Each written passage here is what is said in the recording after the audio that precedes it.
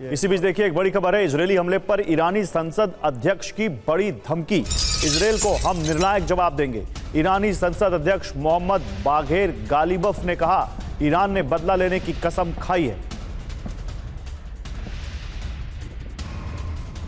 तो आइए आपको बताते हैं कि इजरायली हमले पर ईरान की संसद के अध्यक्ष की धमकी क्या है। ईरान ने खाई कसम, ऑपरेशन 2 प्रॉमिस 3 जल्द। मोहम्मद बाघेर गालिबफ ईरानी संसद के अध्यक्ष हैं। उन्होंने दावा किया है, ईरान ने कड़ा जवाब देने की कसम खाई है। इजरायली हमले का निर्णायक जवाब मिलेगा। संयुक्त राष्ट्र चार्टर के मुताबिक बदला लिया जाएगा। ऑपरेशन ट्रू प्रॉमिस 2 से तुलना, हमारा ऑपरेशन ट्रू प्रॉमिस 2 काफी बड़ा था। आईडीएफ के मिलिट्री इंटेलिजेंस साइट पर हमला हमने किया। इजरायल ने हम पर कमजोर सैन्य हमला किया। कम हमला करना इजरायल की हताशा का संकेत है, ये वो कह रहे हैं।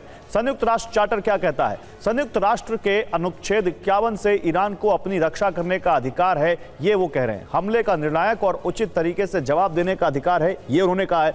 बड़ी बात, क्या ईरान इजरायल पर ऑपरेशन ट्रू प्रॉमिस 3 जल्द करेगा, ये सवाल है। इसी बीच देखिए एक खबर जो है वो ये है कि तेल अवीव के हथियार गोदाम में भीषण आग लग गई है। ये खबर आ रही है, हथियार गोदाम से रिहायशी इलाके में आग फैल गई है। आग की ऊंची लपटों और धमाकों से दहशत फैल गई है। हथियार गोदाम में लगी आग की जांच चल रही है। हमला या साजिश की आशंका जताई जा रही है। अभी एक हमला हमने तेल अवीव में दिखाया था, ट्रक वाला, एक हमलावर ने भीड़ पर ट्रक चढ़ा दिया।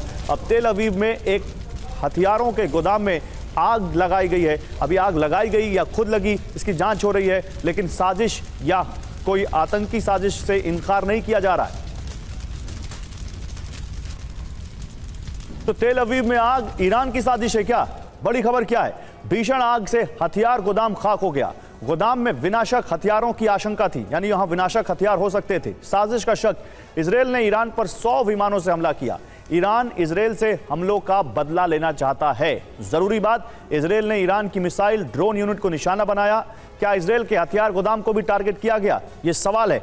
मेरे साथ यहां पर कर्नल शैलेंद्र सिंह हैं। कर्नल शैलेंद्र, क्या यह भी ईरान की एक प्लानिंग का हिस्सा हो सकता है कि बाहर से जो उनके प्रॉक्सीज हैं उनके जरिए, या फिर डायरेक्ट जो उसने अटैक किया इजरायल पर, वो तो है ही, लेकिन अंदर भी जो उनके जो लोग हैं, जो स्लीपर सेल्स हैं या जो भी उनके एजेंट्स हैं, उनके जरिए भी डिस्टर्ब रखो इजरायल को स्टेबल होने मत दो।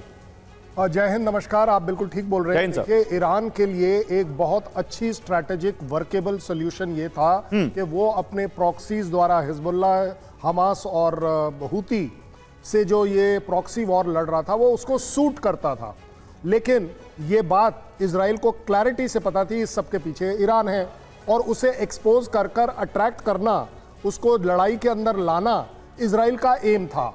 अनफॉर्चुनेटली ईरान इसको नहीं पढ़ पाया है, और आप देख रहे हैं कि अप्रैल वाला अटैक और उसके बाद 1 अक्टूबर वाला अटैक जब उन्होंने किया है, तो ये अब वॉर अपने आप में 2 कंट्रीज के बीच में कन्वर्ट हो गई है। जब आप प्रॉक्सी वॉर लड़ रहे होते हैं तो कंट्रीज इन्वॉल्व नहीं होती हैं, लेकिन अब ईरान की इररिस्पॉन्सिबल एक्शंस के वजह से वो फंस गए हैं कि अटैक कर भी दिया, और अब आप देख रहे हैं कि इजराइल उसका पलटवार कर रहा है। उस पलटवार में चाहे नुकसान कम हो या ज्यादा हो, सबसे बड़ी बात यह है कि ईरान की किरकिरी जरूर हो रही है दुनिया में, उसकी अपनी पब्लिक के सामने, और मैं तो यह भी कहूंगा उसके वो तीनों प्रॉक्सी के सामने, कि हर बार तुम ही पिट रहे हो।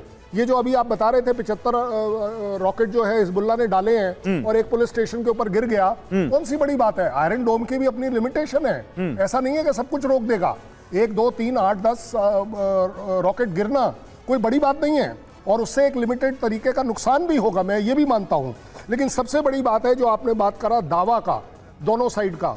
देखिए, प्रोपोगंडा और इंफॉर्मेशन वारफेयर इसी को कहते हैं। आपको अपने गवर्नमेंट को बताना है, वर्ल्ड को बताना है, पब्लिक को बताना है, अपनी फौज को बताना है कि मोरल डाउन मत करो, हमारे को ऊपर कोई लॉसेस नहीं हुए हैं। मैं तो कहता हूं, अगर ईरान कहता है कि वो हमारी एयर स्पेस में आए नहीं, तो अगर आपको ये सूट करता है तो अगली बार से इजराइल आपको स्टैंड नहीं, जो आपने दावे की बात की